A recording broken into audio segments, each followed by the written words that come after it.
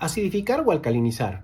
El nivel de pH en diferentes partes del cuerpo siempre es diferente. Hay uno en el estómago, uno en los intestinos, otro en el útero, entre otros. Mientras un campo defiende la alcalinización, otro sataniza la acidificación y viceversa, pero existen algunos autores que promueven la acidificación sistemática de la sangre como estimulación de los procesos de curación. Esto tendría sentido si comprendiéramos la bioelectrónica del agua. Hábitos como el consumo de agua destilada, el crudivegetarianismo, el ayuno, eh, aunque defienden un ambiente alcalino, en realidad lo que hacen es acidificar la sangre. No está claro en ese sentido. ¿Por qué? Porque la alcalinización se ha convertido en un sinónimo de salud y la acidificación en un sinónimo de enfermedad. Quizás en un intento de explicar los efectos beneficiosos de algunos científicos como Paul Bragg, por alguna razón pues culparon a lo ácido y ensalzaron lo alcalino. Es importante aquí reconocer que estos autores realizaron un correcto trabajo científico, pero a veces tienden a confundir a las masas con algunos términos. ¿Y en qué sentido? En que los valores, en el sentido de los valores neutrales, que son óptimos en sus condiciones saludables, y hay que observar aquí cuando se tiene un pH ácido o cuando se tiene un pH alcalino, sobre todo si consideramos el potencial compensatorio que suele tener el efecto buffer o el efecto tampón que tiene nuestro organismo. Todo quedaría más claro. Hay algunos seguidores del campo de la alcalinización que están convencidos de que el cuerpo necesita ser alcalinizado. Lo más alcalino que yo conozco, por ejemplo, pues es la soda cáustica.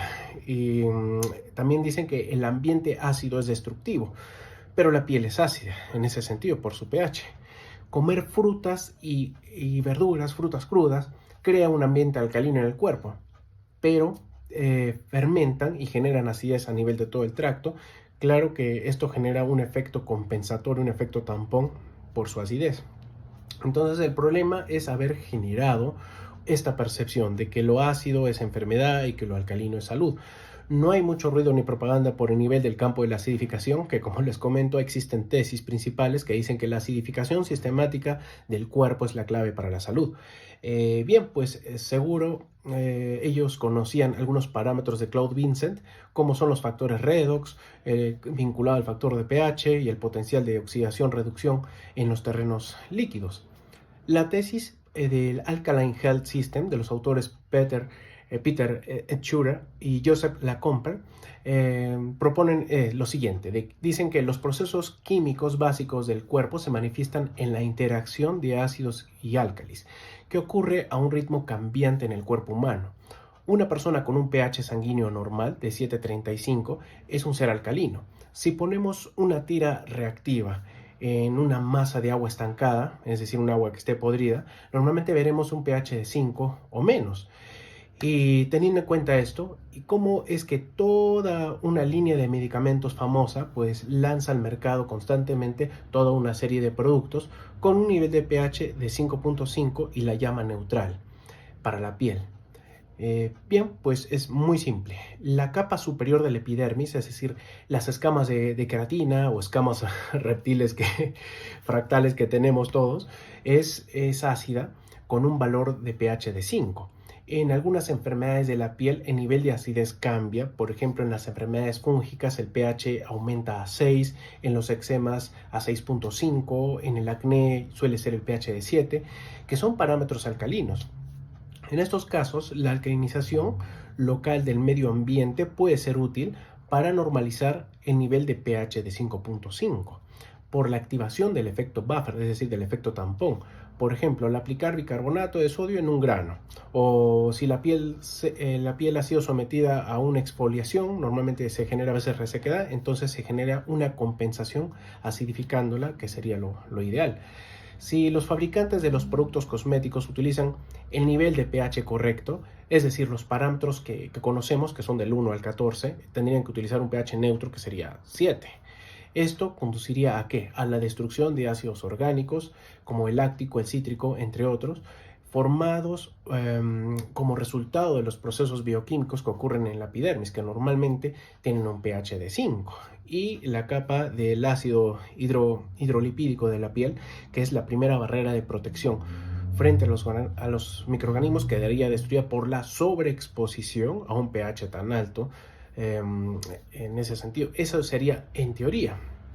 Pero entonces, miremos la naturaleza un poco.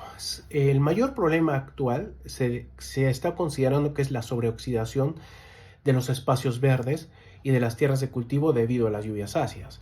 Tomando como ejemplo los ríos y los lagos, vemos que a un nivel de pH de 5, los peces se extinguen. Además, pues este nivel de pH en un rango de 5 a 3 en la naturaleza también va acompañado de olores, de humores ácidos y húmedos, que inmediatamente nos pueden indicar a nuestro sentido del olfato que este pues no es un entorno o es un entorno incompatible con la vida. Y nadie tiene en cuenta el hecho tan simple y obvio de que un recién nacido o un bebé estuvo recientemente en el útero durante 9 meses en un medio donde el pH era de 8.5, como lo tiene el agua de mar, y el contenedor, es decir, el útero, su nido, ha tenido un pH de 4.5. Entonces, aún así, un niño normalmente nace con una piel limpia y suave, por el resultado que existe en la interacción entre este nivel de pH de su entorno, de 8.5, que era en ese sentido bastante neutro, y esto lo tiene el agua de mar. Entonces, ¿de dónde viene el pH de 5.5 que nos dice la industria si una persona nace en un ambiente que tiene un pH 8.5? Que ese debería ser, en este caso, el potencial de neutralidad, sobre todo cuando el ser está expuesto a un entorno. El punto clave aquí es estudiar el líquido amniótico. De hecho, en un ambiente ácido y húmedo, un bebé le pasaría algo similar a lo que sucede a la comida dentro de nuestro estómago, teniendo en cuenta que el útero pues, es un pH de 4.5. Entonces, el ambiente ácido, cumpliendo con su función sanitaria, intentaría limpiar el útero del feto y prepararlo para un proceso de digestión. Y para preservar el feto es necesario un capullo alcalino de líquido amniótico con un alto nivel de pH, es decir, un ambiente alcalino en ese sentido. Entonces, ¿por qué es necesario una alcalinidad tan alta de líquido amniótico? Pues es para que el cuerpo no empiece a luchar contra el feto como si fuera algo extraño. Es estar en estas aguas lo que evita que el fruto se seque. Y bueno, podemos evidenciar en este sentido de que la vida pues es un efecto electrolítico de autocompensación. El nivel de pH en nuestra piel es 5 y tan pronto pues nacemos, nuestra piel reacciona con el oxígeno que hay en el exterior y en ese entorno el indicador 5 tiende a ser el indicador óptimo para estar en contacto con el entorno. Por lo tanto, centrarse en un nivel de pH en la piel del bebé es ineficaz para poder estudiar este tipo de interacción con el entorno. Aunque si no planeamos salir del útero, un nivel de pH de 8.5 es adecuado para quien no quiere salir del útero. Esto nos da una buena idea de cómo podrían ser las cámaras de regeneración teniendo en cuenta los parámetros de temperatura, parámetros osmióticos y concentración de sales cuya matriz líquida compatible con la vida sería totalmente similar al agua de mar.